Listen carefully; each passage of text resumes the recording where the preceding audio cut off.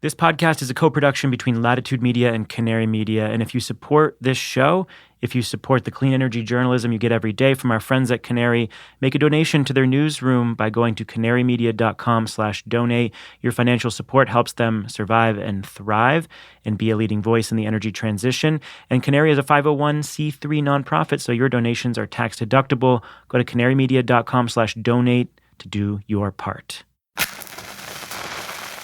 From the studios of Latitude Media and Canary Media. I'm Shayle and this is Catalyst. What having a cost-effective 100-hour battery does for them is it sits as an asset that allows them to bring on these lower cost but intermittent resources, which help them meet load growth, while not sacrificing on reliability or capacity and keeping costs in line. What would you do with a 100-hour battery?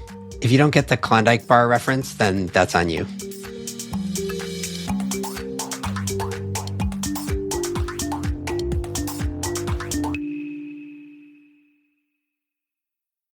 Let's face it, environmental news is often very depressing. That's why we focus on solutions on this podcast. But still, the climate crisis looms large. Rising temperatures, mounting pollution, environmental degradation, they're all warping the planet. And for a lot of species, including us, things don't always look so great. But the story doesn't end there. Every Friday, Living Planet, a show from Deutsche Welle, takes you behind the headlines to figure out what's happening and how we'll get through it. It'll also help you make better choices for a healthy planet and find space to reconnect with the beauty and wonder of the world around us. You can find Living Planet wherever you get your podcasts. I'm Shayle. I invest in revolutionary climate technologies at Energy Impact Partners. Welcome. Okay, so one of my biggest dumb pet peeves is this class of terms that become popular and then get used and abused so much that they basically lose all meaning. And in my mind, there's no better example of this, at least in the energy sector, than the term long-duration energy storage. I've heard this term used for everything from like 6 hours of energy storage to seasonal energy storage. I've seen project announcements and RFPs where lithium-ion batteries claim to be long-duration energy storage, despite serving basically the exact same purpose that every other lithium-ion battery on the grid serves. And it's frustrating not just because of the semantics, though I am a stickler for semantics. The basic premise behind long-duration energy storage, which is that an increasing share of intermittent generation, largely from wind and solar, is going to command energy storage systems that last longer than the batteries that we've been putting on the grid thus far, is true. Like fundamentally, that is a thing that we are likely to need as we decarbonize the grid. But it's not one thing. As the grid evolves, we're going to need multiple types of different resources serving multiple different purposes, some storage, some generation, some transmission, et cetera, et cetera. And one of those new types of resources that presents potentially a new class of asset comes from Form Energy, which is really the only sizable company that is building a 100-hour battery, or as they call it, a multi-day storage asset. So it's a fundamentally different type of asset than certainly the lithium-ion systems that we see on the grid today, but even I think most of the other so-called long-duration energy storage systems that are being discussed or installed today. So it takes some wrapping your head around exactly what role it might serve on the grid, what it competes with, how it might fit into the picture of a fully decarbonized grid. And it's kind of important, I think, because there are a bunch of problems that you need to solve as you increase generation from intermittent resources on the grid. Some of them are hard to solve with the tools that we've got at hand today. We at EIP are investors in Form, and I would say this is the most common question that we get, which is, what do you actually do with a 100-hour battery on the grid, and do we need it? So let's find out. Not for the first time, and probably not for the last, I brought on Mateo, who is my friend and the CEO and co-founder of Form, to talk about the various classes of energy storage that the future holds and what one actually does with multiple days of energy storage sitting in a battery. Here's Mateo. Mateo, welcome. Thanks, Shayle. It's great to chat with you as always. As always, excited to chat with you about the future of the grid and the role of multi-day storage, but let's build up to it, starting with talking about the predominant form of battery energy storage on the grid today, which is lithium-ion. So you you were involved in the early days of building Tesla's stationary energy storage business and product before starting Form. So let's talk about the role that lithium-ion plays on the grid, like how you saw that progressing then and where you see it today. And then we'll use that to build into like what might we need in addition to lithium-ion and why. But what is the role of lithium-ion as you see it? Sure. So as always, again, great to be back. But the role of lithium-ion is becoming pretty clear. It's already obviously used at great volumes today. Although I do wonder how much lead acid is still deployed on the grid that we sort of have forgotten that's sitting around out there. It's more than you'd think. I actually saw those numbers not too long ago. I mean, we're not adding a ton of new lead acid, but like there's still quite a bit there. It's a stale capacity for sure. But I did work in lead acid before I worked in lithium-ion, so I do have that for me. But yeah, I mean, there's a growing acceptance of the value of lithium-ion to provide relatively short duration functions into the system. And that's for everything from sort of minutes of duration, where it sort of originally started, 15-minute fast frequency response in PJM, to now longer duration. That's the key, longer. Sort of 4 hours, coming up on 6 hours in some cases. And that's really providing a lot of peaking services or ramping services into the system. So helping with the balancing function, broadly speaking. And although they are capable of providing energy for hours at a time, still, they're essentially power batteries, largely, and they're doing intraday applications, whatever they may be. So generally taking energy from one part of the day, moving it into another part of that same day. And that's sort of the broad umbrella for what lithium-ion is doing on the grid today. And it's doing it for a lot of different regions geographically, for a lot of different sort of specific functions within that, but that's generally what it's doing.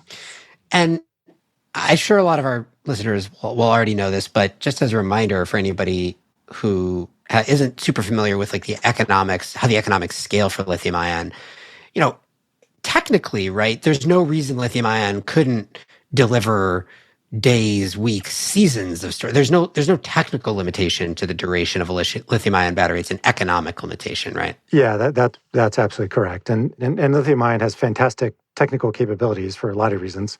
Very dense gravimetrically and volumetrically. It cycles a lot. And it can discharge at much slower rates than what is currently used for today. Like I said, sort of minutes to hours duration. But it becomes economic to do so over that time period. So that's sort of the key trick. When you talk about duration of a energy storage technology, it could be any kind, you really have to make sure that we're talking about sort of at rated power. So when we rate a battery, we rate it for both energy and power, and the energy is only relevant to the extent that it's in direct sort of connection with the rated power of the system. So you could take a 4-hour, quote unquote, rated lithium-ion battery and discharge it for 100 hours, and you would effectively be paying, a much higher price for that power over that duration. And why is it that you wouldn't design or shouldn't design a lithium-ion battery to do dozens, hundreds of hours of storage at rated power? It's really just cost. So you have a per unit of per hour cost, essentially, adder, and for every incremental hour that you want to be able to discharge at rated power, you pay that cost. In the case of lithium-ion, let's say that's roughly $100 a kilowatt hour. You're adding $100 for every hour you want to discharge. And the industry normalizes around $1 per kilowatt in terms of comparative resources. So everything comes back to that figure in the end. Sort of in the battery world, we like to talk about kilowatt hours, dollar cost per kilowatt hour, but the industry does not really do that. And so your cost comparisons are always on $1 per kilowatt. And so then the question becomes, how many hours do I get for that cost per kilowatt? And for lithium-ion today, that's roughly 4 hours. But if I need 100 hours, I'm not going to pay, 25 times as much on a per kilowatt basis for that resource. It just doesn't clear in the market. It is not anywhere close to being a least cost alternative to provide that kind of function into the system. Right. Okay. So we'll move on from lithium-ion to talking about what technologies can serve the longer duration applications and what those applications actually are in a second. But before we do, one thing I'm curious about your perspective on is, do you see is lithium-ion just going to remain in perpetuity dominant in that category, in that 15-minute to 4-hour duration category? Like, do you see any reason why a different technology would play a significant role? Or do you think that at this point, like, the train has left the station? Well, it certainly is the incumbent, and displacing the incumbent in this industry in particular is challenging. I also think that there's a cost entitlement to be significantly lower than where it is today, which is low cost compared to where it was just a few years ago. So it's a shifting landscape for any sort of aspirant to dethrone lithium-ion in that, I would say, intraday duration space. So ultimately, that's roughly 10 to 12 hours, for a complete cycle, let's say, in the use case that you're going for. And there may be others that come along or are a bit cheaper, but again, sort of displacing lithium-ion is going to be really hard. I mean, the grid markets are sort of the tail on the dog of the automotive markets right now, driving the production of lithium-ion at scale. And so the industry that we're in, the electric industry, gets to benefit from that massive scale. And there is no other sort of chemistry or technology that benefits from the same tailwinds, essentially. So it's really hard to see how that happens precisely. Now, there's always, I'm a technologist optimist at heart, so I like to believe that, new great technologies will show up in some interesting ways.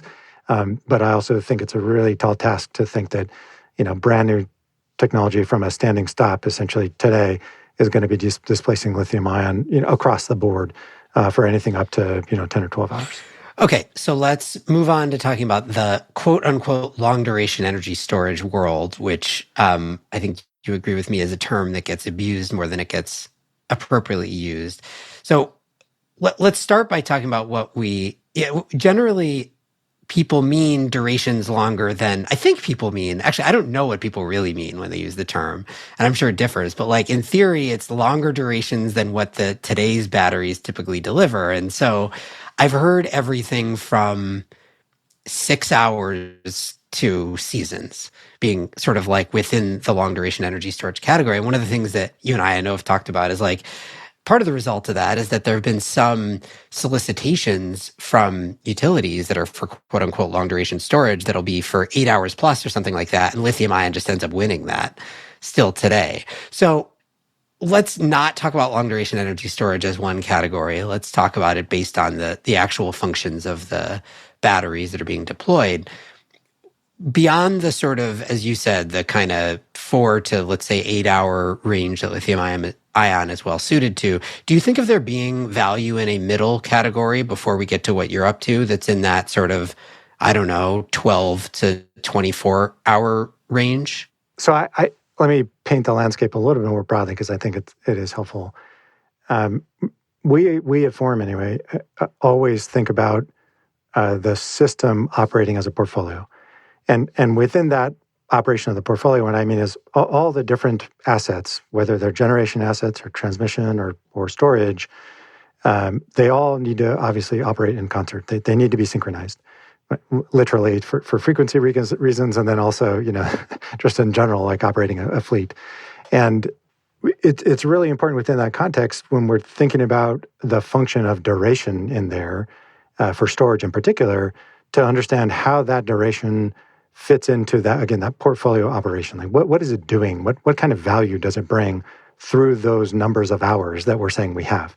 And I think what lithium-ion has done, as we've talked about, has already established very clearly the value of a few hours of duration. Right now, it's predominantly 4 hours. Let's say it's moving to 6 hours in the applications that I mentioned earlier. So there's unambiguous value for that duration of energy storage. And then we start to say, okay, well, what additional value is there through the incremental hours of duration? And that could be 12 hours, or that could be 24 hours, it could be 45 hours, right? And so then we need to really understand what kinds of things it might displace. Like, let's say you built a model and you sort of ran the co-optimization. What would, let's say, lower cost lithium-ion or something like it, what would it displace in the system? If I run my capacity expansion models, I run my integrated resource planning, what gets picked up instead of, or rather, what does picking up that duration energy storage displace that I otherwise would have in my system. And one way to think about it is sort of capacity factors for gas plants. And so, we say peaker plants, that's sort of the easy way to say that's what lithium-ion does today. It displaces peaker plants, gas peaker plants. And peaker plants typically are defined as gas plants that operate less than 5% of the hours in a year, right? And so if you take the total number of hours in the year, that's 400 hours roughly. Lithium-ion batteries can relatively easily accomplish that kind of thing. By the way, these are not consecutive hours; these are spread out over the course of the year. So that's why that works. And then you start to go through the histogram of the capacity factors of the plants that are operating on the grid, and these fall into a big bucket as what the industry would call sort of mid-merit gas plants. So, 20% capacity factors, 30%, all the way up to sort of 60 or 70%. And then there are some plants, of course, that want to be operating very close to 100%. And those are what we historically would call sort of baseload plants. Baseload as a notion is sort of going away for lots of reasons that we probably don't want to go into right now. But that question of duration for energy storage needs to be answered fairly precisely in terms of function that those other mid-merit resources are providing today. And so what we find in the modeling is that there's a lot of value for sort of up to 10 or 12 hours, let's say.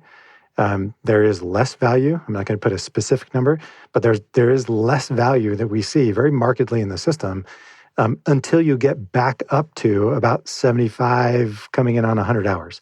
And that's because with that duration, once you're close to 100 hours, you can functionally start to replace what those mid-merit gas plants are doing. 30, 50, 70% gas plants. And so that was sort of one of the key insights from the work that we did originally at Form on the analytics side of things, led by Marco Ferrara, my co-founder. That really drove us to that duration.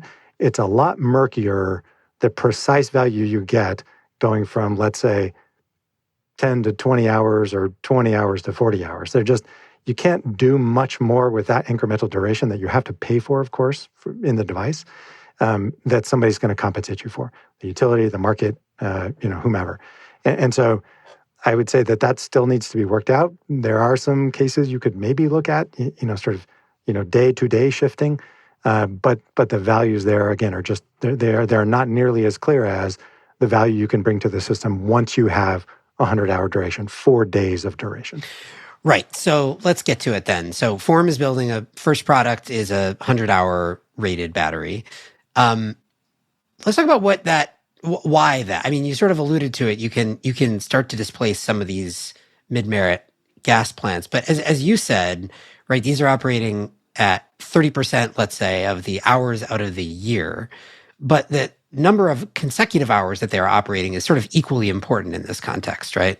Yeah, that's right. And it's a combination of total hours as well as sort of consecutive hours when needed, right? These are, in the end, playing a role of capacity, reliability on the system. And so it is really important to zoom in to very high fidelity to take a look at what precisely it's doing when. And the reason why that number of hours, 4 days roughly, becomes relevant is because that's where a lot of the material weather events sort of sit in terms of duration. And, in a grid that increasingly is driven by weather, renewable energy, you need to be able to account for that type of intermittency that does inevitably come along with weather, regardless of what region you're in geographically. It could be a heat dome in the Pacific Northwest, or a polar vortex in the upper Midwest, or a nor'easter, in the Northeast, or an unlikely winter storm Uri in Texas. So you really need to be able to account for that duration, because the signature of volatile weather events is frequently around that duration, 3, 4, 5 days. All right, I want to give some more specific examples, because one of the things that I've heard a fair bit, I suspect you have as well, is this idea that very long duration energy storage, multi-day storage, whatever we want to call it, is probably a necessary component of some future extremely high penetration renewables world, but not certainly not necessary, and perhaps not even that valuable today. Like, we don't need it yet. That's basically the argument. I don't think that's true, but I think it's because people don't fully understand the use case. So Form has announced a bunch of specific deals with specific customers. Maybe we could talk through some of them and use them as sort of archetypes for where there's value today in a 100-hour battery, and maybe how that'll change in the future as we do get increasing penetration of renewables. But pick your starting place. Give me like an archetype. Yeah, and I think it's really important as well to locate the duration in the cost consideration as well. It's always, 100 hours, but at what cost, right? And I think that the assumption of, that duration is not relevant makes a really big assumption about how much you would have to pay to get it. And so, what we have always targeted at Forum was, it is a cost to the customer where it is unambiguously valuable to have those 100-hour duration. We are today paying for 100-hour duration resources. They just are not, they don't happen to be storage. And they are sort of compensated in the original, let's say, construction of the market design. In other words, we don't really pay for reliability. We don't precisely pay for reliability or capacity. Sometimes I use those terms interchangeably, although there are more precise definitions than that. But for the purpose of this conversation, that's one way. That is a way, probably a good way to think about what this type of resource is doing in here. And so, when we target 100 hours, it is at a pretty precise target cost, and coming out of the modeling that we did, and sort of what gave us the courage and the confidence to go build the company, all the modeling that we did, confirmed by third-party modeling, is that 100 hours and $20 per kilowatt hour is sort of the magic combination. And if you can hit $20 per kilowatt hour, the system will pay for 100 hours of duration. And the reason it will want to pay for 100-hour duration is because you're solving problems that you can only solve with that duration. But you must have that cost to go after it. And so that's where we see that showing up in the system today, is you're able to achieve whatever goals that you may have as a system operator. It could be utility, let's say, or an entire market. Whatever goals you have, if you have cost-effective multi-day storage, it just makes meeting those goals easier. That's one way to think about it. It's a new asset, and right now we are under-optimized for types of storage assets to play on the grid. Right now we only have short duration, whether lithium-ion or anything else, that is cost-effective for that application. What we do not have today is cost-effective multi-day storage. But what we see, again, over and over again in the modeling, once you introduce that cost-effective multi-day duration asset into the mix, it makes whatever your goals are, again, that you need to achieve. They could be reliability goals. It could be capacity expansion goals. In other words, meeting load growth goals. It could be meeting decarbonization goals, resilience goals. It doesn't matter. If you have this new type of asset, it just makes it easier. So that is why we are very confident that the market is ready for this. We just need to hit the cost points. And then it becomes a question of, okay, how does Forum hit those cost targets? There's a whole bunch of reasons why we're confident about that, but we're well on the path to being able to introduce at scale that cost-effective multi-day storage asset. It's an asset class in many ways that we're trying to create more than a battery per se. And what you're getting at with these customer commitments is that's what they see. That's why they're buying in now. It's because they see that the targets that we're putting in front of them, which are credible for the scaled resource, enable them to bring more value into their system and deliver a better product, i.e. reliable, cost-effective, decarbonize electricity to their customers easier. Okay, so theory of the case is that this multi-day storage asset class can help utilities achieve a bunch of these various goals that they have along the way to decarbonization. Before we move on to some specific examples of that, I do want to talk about that $20 per kilowatt hour cost figure that you cited, because contextually, right, lithium-ion cells might be $100 per kilowatt hour. Lithium-ion systems fully installed on the grid, 2-3 times that. So we're talking about an order of magnitude reduction from a dollar per kilowatt hour cost perspective relative to lithium-ion on the grid today. Let's talk about cost entitlement. Like what makes it possible that Forum could get to $20 a kilowatt hour fully installed with an iron air battery? Yeah, starting from what kind of chemistry, what kind of embodiment of that chemistry would even come close? Like, has an entitlement to be less than $20 a kilowatt hour. And so we really started from the fundamentals, and iron air is what we what we ended up with. We did not invent the chemistry. It's been around for some time, but it's never been commercialized. But what we saw was the entitlement is there. Cost of materials, the mechanical designs that embody that, the O&M costs, the cost to manufacture, you name it, the raw abundance, it all is able to scale and is able to hit those cost targets. One quick point of reference, lithium-ion active materials. So you pull the active materials out of the ground, you put them on a table, it's maybe $30, $35 a kilowatt hour, unprocessed, right? Not turned into a cell at all. For us, it's less than $1 per kilowatt hour. And so, that you start with something very, very cheap. And the trick, of course, is to end up with something that is also very, very cheap. I can't do any expensive synthesis, and I can't do, any fancy, manufacturing processes, high precision, type things. So it's got to stay cheap. That's the real trick that the company has really innovated in is how do you start with something that is sort of fundamentally cheap and end up with a device that is in the end is a piece of infrastructure that remains very, very low cost. All right, so let's get into some real world examples here.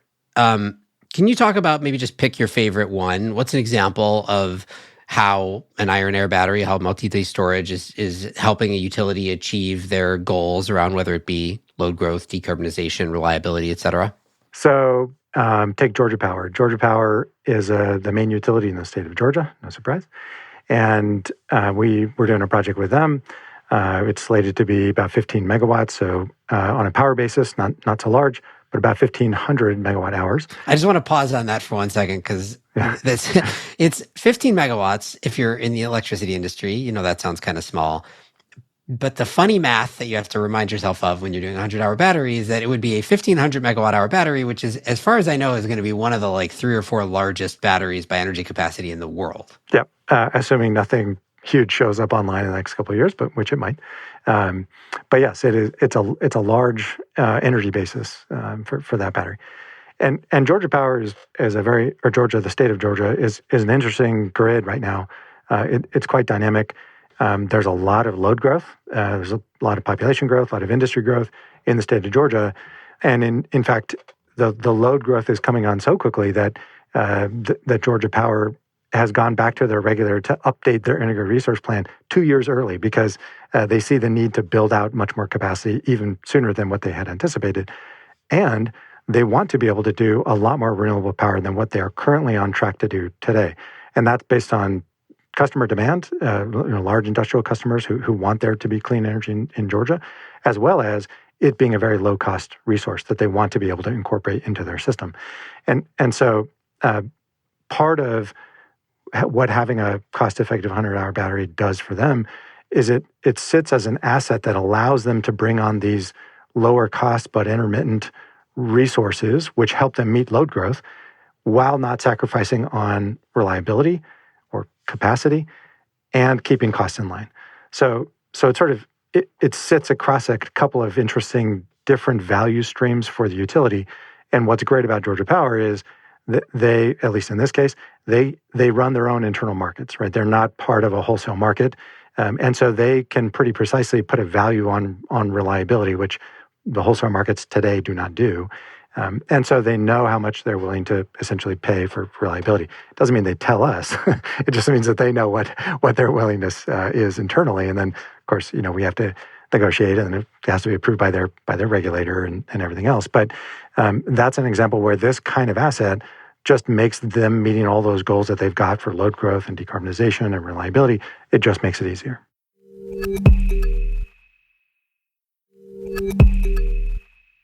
The other factor, too, I think if you're in one of these situations where you're building out a ton of new generation, which is definitely true of Georgia Power, as you said, is that the introduction of multi-day storage actually affects the amount of new generation that you need to build, right? Yeah, that's right. And these days, the plans are to build so much new generation overall and so much new renewable generation specifically, and even within that, so much solar specifically, that the implication on the land is quite large, in fact. And if you take a state like Georgia or the plans that they have, it's implying quite a bit of land. Now, to put it in perspective, because I don't want to be like a land doomer on this, it is a tiny percentage of of land that's put for all sorts of industrial uses. So it's not like you're blanketing the state. However, going and getting land for any power project, frankly, is challenging these days. And so by having cost-effective multi-day storage, you can incorporate more renewable energy without sacrificing reliability at basically half the land cost. And by that I mean you only have to put solar on half as many acres to get the same benefit. And that's because you're essentially solving the reliability with a different type of asset that allows you to co-optimize your system in a different way. And this is a big driver, right? It's there are very public battles over land use these days for power projects, pretty much of any kind, but in particular for places where they want to build out a lot of solar. So that is another benefit, and we see this again over and over. It doesn't matter whether you're trying to build a lot more wind resources, offshore or onshore, or solar. Having this kind of asset makes, again, achieving your goals just a lot easier in this particular case by really reducing the amount of land you need. All right, I want to do maybe two more examples. First, so we've got Georgia Power example is like Southeast U.S. load growth, lots of new renewables, solar heavy part of the country. Let's try the Midwest, right? Wind heavy as opposed to solar heavy, different weather, right? We didn't really talk about the weather issues that Georgia Power faces, but they're different from if you're in MISO, and organized wholesale market, which is not true there. Yeah, so let's take one of the Xcel energy projects. Xcel is one of the major utilities in the Midwest of the United States. They're based in Colorado, but they've got operations sort of south of there all the way up to and including Minnesota. And they are a wind-heavy mix that they have there. And so and they also participate, as you were saying, in wholesale markets, in this case, MISO. And so for them, they want to be able to hit their decarbonization goals. And Xcel Energy deserves a lot of credit for being the first major utility that really put a public stake out there and said, we intend to be 80% decarbonized by 2030, and we have the tools to go do that right now. We intend to be at 100% by, I think they said 2045. We do not know how we're going to get there, but we're still going to make the commitment, and we assume that the technologies that allow us to do that cost effectively will show up.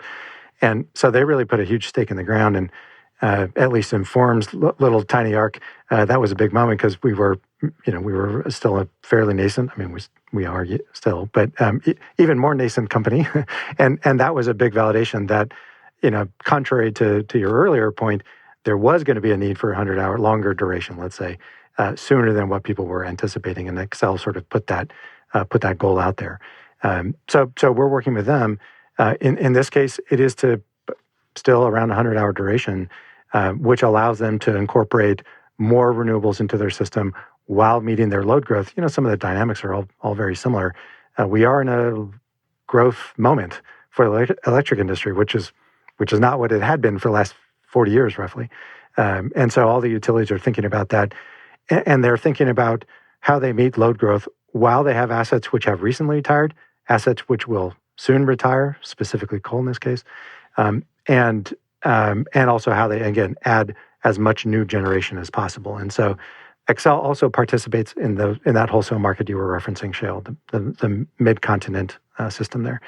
And so for them, there's a market element to what they want to do. They want to be able to sort of bid their assets in right ways and hedge their risk, their costs, essentially, for being exposed on the wholesale markets too. And that's what this type of asset allows them to do. Having a 100-hour duration resource is a physical hedge against price spikes in a way that you can only really financially hedge right now unless you have, again, thermal resources. So it sort of opens up a new frontier for market participation in a way that short duration storage does not. All right, one more example I want to talk about. Maybe this isn't a specific deal that you've announced, but because it's, I think, sort of the topic du jour right now in the industry, which is the transmission and interconnection bottleneck. I mean, as you said, we're in a resumed period of growth in electricity demand, but there is a ton of generation that's sitting in interconnection queues. There's reform coming, but who knows how big it's going to be and how soon it's going to come. And meanwhile, we're really just not building out enough new transmission. I think everybody now recognizes this is a big problem and becoming bigger as time goes on. What role, in the early days of Forum, when you were still sort of figuring out like what is the type of battery we need to build and what role might it play? One of the proposed use cases was sort of alleviate transmission bottlenecks. Yeah. How do you see that playing out today? Well, it's moving quickly, I would say. It was an application that we sort of identified early on, and then we sort of put on the back burner as we went and pursued the ones that we just talked about. But it's come back pretty quickly, partially because people have really picked up their wind plans again in the wake of the IRA getting passed. And what we're seeing now is there's that application in a couple ways. One is just sort of allowing more capacity on the existing system as is. So you have congestion, right? You have curtailment as a result of a lot of wind showing up at the same time on the same node. And so how do you deal with that as a transmission system? And so we look at it from that view. How do we build out more transmission as efficiently as possible? It's difficult to build transmission, even when you have great people like Mike Skelly working on that. So we want to be as impactful for every line that we run for transmission. And having storage, the ability to buffer at one end or both ends, makes that even more a highly utilized resource. So that's one angle to it. The other is on the operational side of things. If you own one of those wind farms and you're now being curtailed, or you, let's say you're in the market and you have a ton of basis risk. In other words, my cost that I'm paid is at a different location from the place where I'm putting in my power, and I bear that risk for that price spread. The ability to have a type of resource that allows you to what we call shape around that risk. In other words, move your energy by days, essentially, is what's required to get out of that conundrum that a lot of existing plants find themselves in today. And so that's sort of I would say, fast coming application for us. We're looking at projects with project owners all throughout SPP, the Southern Power Pool, all throughout MISO, where there's a lot of wind today, and a lot of existing assets that are in some challenged economic circumstances. And again, having this new physical hedge helps maybe turn around some of those assets. The other thing I've heard, I think, a number of times when I talk to folks about Form, is the notion of like, what do you do? Okay, so let's just say you've got a 100-hour battery on the grid, and this is going to be specific to the application and the situation, but let's try to generalize it if we can.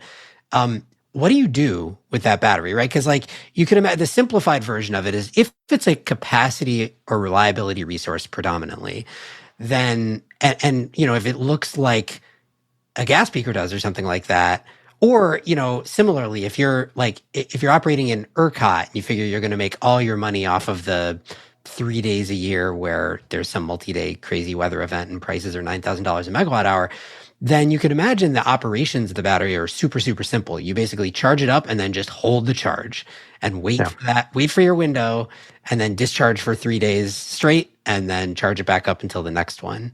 Is that how you see operations of a Form battery in most situations, or do you think it's going to be more dynamic? Like, what will it actually look like? Yeah, I think it will not be that first case at all. I think it'll be much more the latter. That arbitrage play that you're describing in ERCOT, that is what lithium-ion does today, and it can clear the return hurdles for a merchant plant in that market based on the structure of that market. Right now, there aren't enough hours that have a long enough spread where it makes sense to have a 100-hour battery doing that. It does make sense for a 4-hour or 2-hour battery, or even a 1-hour battery, frankly, in ERCOT. So that is not the main application that we're going for. We're not trying to arbitrage an energy-only market and moving around those kilowatt hours or megawatt hours. Rather, what we find, again, in all the cases, somewhat unique but common, is that there is a sort of the bulk of the value is for that capacity reliability resource, and that's how you're justifying the cost of it. And you will use it as much as you possibly can. It's sort of like every other resource on the grid. It's like, utilities go to their commissions and they get assets approved for sort of the original case that they had in mind. And then once it's an asset on the grid, you're going to use it as much as you possibly can to the highest value. You're never going to use it to negative value, but you'll use it for a lot of incremental value. And if we sort of look at the dispatch profile for this kind of battery over the course of a year, and we sort of look at the state of charge over the course of a year, we find that a few times per year, inevitably, and when this happens depends on what kind of grid you're in, but inevitably you're discharging flat out for 3 or 4 days because of a weather event. But we also find that there's a lot of activity that's happening intra-season. So you may have, sort of an oversupply of renewables in the spring and demand is relatively low. And so you're sort of ratcheting up the state of charge over the course of 2 or 3 weeks because that's the right thing to do. And then in summer, you may have a bit of a deficit that you accrue over the course of a month, let's say, or 6 weeks. And in that case, you're ratcheting down the duration or down the state of charge for the battery as you're net discharging into the system. And so, or it may be doing ramping support if that's a valuable thing to do. So when we actually dispatch it per the profile optimization of a given utility, it's in the end, it's doing a lot of things. Its core, reason for being, of course, is that multi-day duration capacity resource. And then on top of it, you're using it for a lot of things. Yeah, when I've seen these profiles that you guys have put together, hourly profiles of what it's going to look like, it's like it's lots of shallow cycling up and down, but with a clear net trend, and that net trend lasts days to weeks to seasons. But in between, during that time, it's a net trend, so there's lots of ups and downs in the meantime because you're charging and discharging to do whatever other purpose you have. That's right, and I should be clear. 100 hours. Nobody at Forum believes that 100 hours, a nice round number that suits our human sensibilities, that's like the universe, deciding that's the optimum number. And there are some grids that would prefer probably 150 hours or 175 hours, and other grids that may prefer sort of 75 or 80 hours. But what we are doing is introducing a product at 100 hours that allows us to solve the bulk of the market. Down the line, we almost certainly will be optimizing for, more niche sort of markets. What does the Irish battery, what should that look like over the longer term, right? A lot of offshore wind, a lot of congestion on the island. Okay, maybe that wants a little bit longer battery. Or, Arizona prefers a shorter duration battery because they've got great solar resource, all year round. So I also want to be clear. It's not like I believe, or, the modeling would say that you only need exactly one duration, and that duration is 100 hours. But it does allow us to address the very large bulk of the market.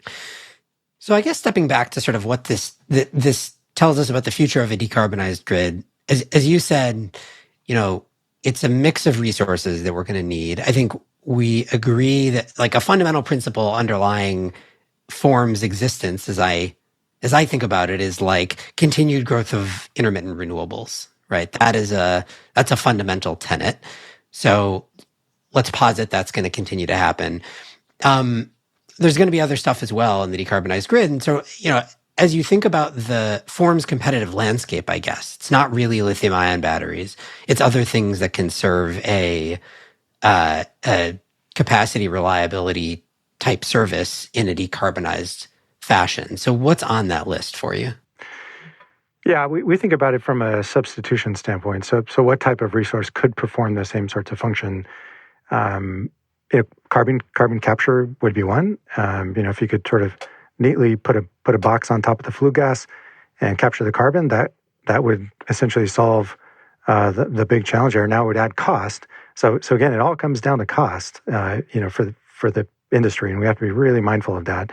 But that would be an option potentially. There are some pathways that are being explored there. Another would be hydrogen. There's a lot of discussion around hydrogen in the system today. Again, big questions on cost and big questions on sort of scalability of that. At the other end of the spectrum might be more transmission, like a lot more. So if you could, wheel a kilowatt hour from Arizona into New York, frictionlessly with no loss any time of the year, well, that would be beneficial for the system. Maybe you don't need as much storage. Also has challenges for timeline and cost. So those are a couple of things. Part of what we're going for is speed, however, speed and scale. And one nice thing about batteries is that they can be deployed at scale. They're not terribly complex, right? We build modular systems. Our iron air battery it's a meter scale device that we will go build very many of in a factory. And that means we can have high quality, we can have, good performance. and we can have good scalability. We can drive our costs down. That's sort of key to everything there. And so we see this as a bit of a race. There are other technologies, hopefully, that do show up on the system that help the electric grid overall, not just meet its decarbonization goals, but also meet its load growth goals. And I would say that's one big difference in the mindset, Shayle, from when we started the company. We sort of were anticipating a huge amount of renewables growth, but I think the overall demand growth is really new to the picture. And it's trending that we would double this. We would need a grid, which is twice the size that it is today, by about 2045, 2050, roughly, given the growth rates. And that's not even really digesting the impacts for whatever they may be on the large language model compute side of things, which is driving demand bonkers right now. So it's really load growth mixed with more renewables, but it's really every type of generation resource, showing up trying to help, more or less. We're going to need to build as much solar as we possibly can. We're going to need to build as much nuclear as we possibly can. We're going to need to build as much wind and geothermal and on down the line, absolutely everything. And so that's sort of the broad contour of the market that we see. And having this kind of asset, cost-effective multi-day storage, just slots right in there, and I think can be a very impactful asset class for the entire electric system. I noticed that you did not mention my favorite asset, which is my Bitcoin mine on a barge idea. It's been 6 months in the Northern Hemisphere, 6 months in the Southern Hemisphere, and just soaks up excess load, excess generation in each region. You should just add that. We'll do some iron reduction on that barge too. We'll move iron around the world. I mean, I guess that's more valuable. Fine. You're probably a Web3 skeptic too. Anyway, Mateo, this was fun as always. Thank you so much for taking the time. Thanks, Shayle. Mateo Jaramillo is the co-founder and CEO of Form Energy. This show is a co-production of Latitude Media and Canary Media. You can head over to canarymedia.com for links to today's topics. Latitude Media is supported by Prelude Ventures. Prelude backs visionaries accelerating climate innovation that will reshape the global economy for the betterment of people and planet. Learn more about their portfolio and investment strategy at preludeventures.com. This episode was produced by Daniel Waldorf. Mixing by Roy Campanella and Sean Marquand. Theme song by Sean Marquand. I'm Shayle Khan, and this is Catalyst.